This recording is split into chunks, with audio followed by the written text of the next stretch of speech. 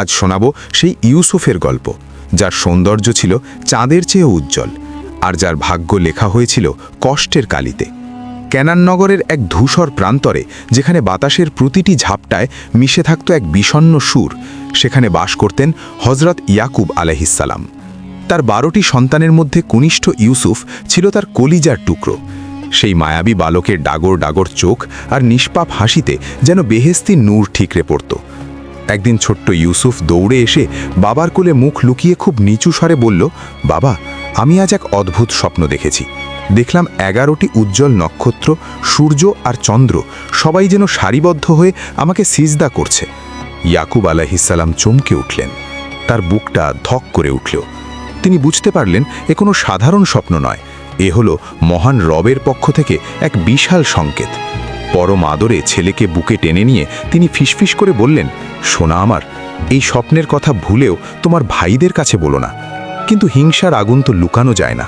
ভাইদের মনে তখন বিষের নীল নকশা তৈরি হচ্ছিল। তারা ভাবত, কেন বাবা আমাদের চেয়ে এই ছোট্ট ইউসুফকে বেশি ভালোবাসেন। সেই ভালোবাসাই যেন ইউসুফের জীবনের কাল হয়ে দাঁড়ালো।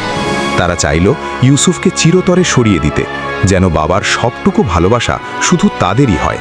বিষাদ মাখা এক বিকেলবেলায় ভাইয়েরা এসে বাবার কাছে আর্জি জানালো, তারা ইউসুফকে নিয়ে দূরে মরুপ্রান্তরে খেলতে যেতে চায়।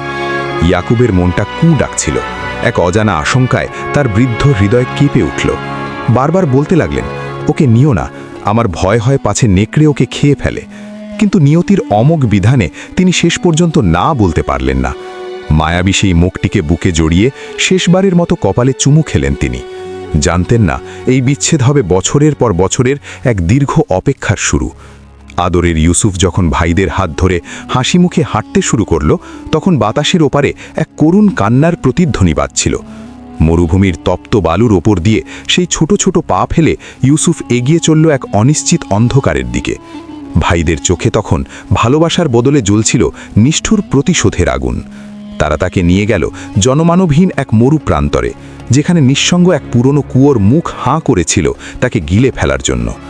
পথে হাঁটতে হাঁটতে ইউসুফ যখন ক্লান্ত হয়ে ভাইদের কাছে একটু পানি চাইল, তখন থেকেই শুরু হলো সেই অমানবিক নিষ্ঠুরতা। আদরের ছোট ভাইটিকে কোলে তুলে নেওয়ার বদলে তারা তাকে রুক্ষস্বরে ধমক দিতে শুরু করল। ইউসুফের কচি মনটি ভয়ে কুঁকড়ে গেল। সে বুঝতে পারছিল না কেন তার আপন ভাইয়েরা আজ এমন অচেনা হয়ে গেছে। অবশেষে তারা পৌঁছল সেই অভিশপ্ত কুনোর কিনারে, যেখান থেকে ফিরে আসার কোনো পথ ছিল না।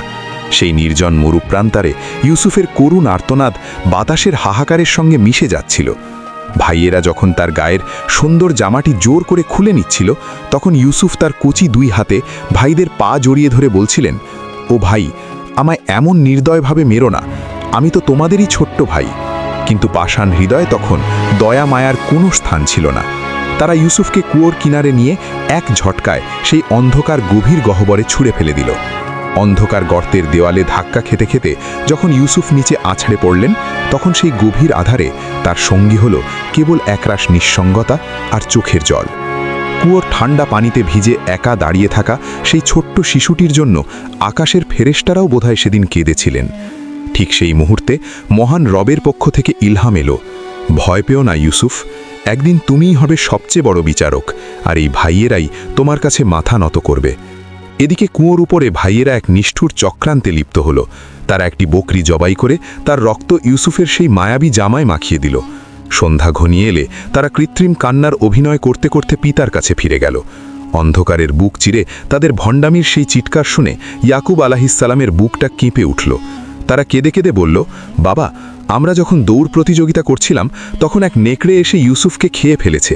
এই দেখুন তার রক্তমাখা জামা।